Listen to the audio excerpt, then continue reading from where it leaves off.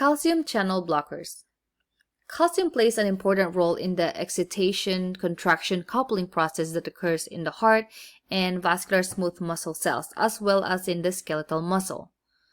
So preventing calcium from entering prevents muscle contraction and promotes muscle relaxation. Relaxation of the smooth muscles that surround the coronary arteries cause them to dilate. So this dilation increases blood flow to the ischemic heart. So that's basically how calcium channel blockers work.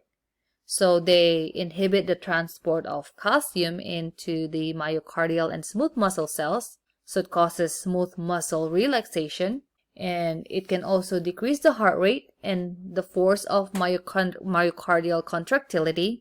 It decreases the PVR, or peripheral vascular resistance, and also the systemic vascular resistance, because it causes dilation of the vessels, which increases the blood flow, and therefore, as a result, it increases the oxygen supply while decreasing the demand. Therapeutic effects of calcium channel blocker includes decrease in blood pressure by decreasing constriction, which decreases resistance, therefore decreasing afterload, or the resistance by which the left ventricle must overcome to circulate blood. As mentioned earlier, it decreases the heart rate because it affects the SA node. It prevents the SA node from firing. This is considered a negative chronotrope, right? Because it decreases the heart rate via the electrical conduction pathway. It decreases myocardial contractility. It's a negative inotrope. By doing that, it decreases the oxygen requirements of the myocardial cells because of the decrease of the force of contractility. And lastly, it decreases coronary artery spasms. It prevents it from constricting.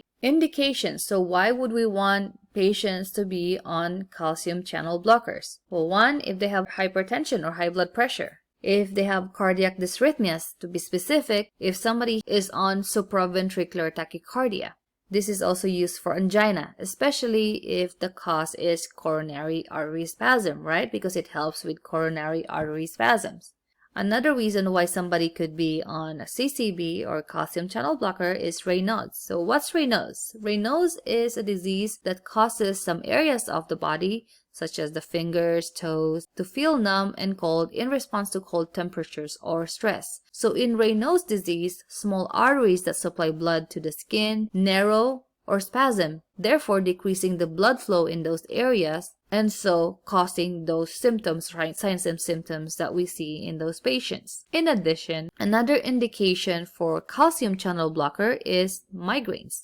Migraines are thought to be caused by cerebral artery spasms. So by using calcium channel blockers, this decreases the spasming of those vessels, therefore helping with the symptoms of migraine. Some precautions. Definitely concurrent use of multiple drugs affecting blood pressure. Some cardiac dysrhythmias, again, bradycardia and heart blocks, because why? Because it can make it even worse or lower. Patients with heart failure and fluid overload. Some contraindication include acute MI and some cardiac dysrhythmias, especially with bradycardia, second or third degree AV block, unless the patient has a pacemaker, because of the possibility of the heart rate going even lower. Some side effects include cardiac dysrhythmia, such as bradycardia, or it can also cause tachycardia. A side effect that we want to really watch for is fluid overload, peripheral edema, dyspnea, especially on a patient with heart failure, somebody with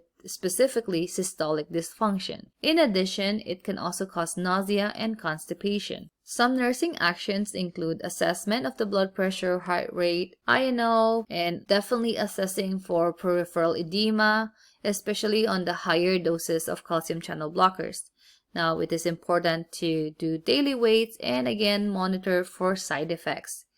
Physical assessment with emphasis on cardiac and pulmonary, and again education regarding the drugs, the side effect, home heart rate and blood pressure monitoring, its effects when taking it with other drugs, and as well as possibility of hypotension and renal function is also very important. Some examples of drugs in this class include Calan or Verapamil, Cardizem or Diltiazem, Norvasc or Amlodipine, Procardia or Nifedipine.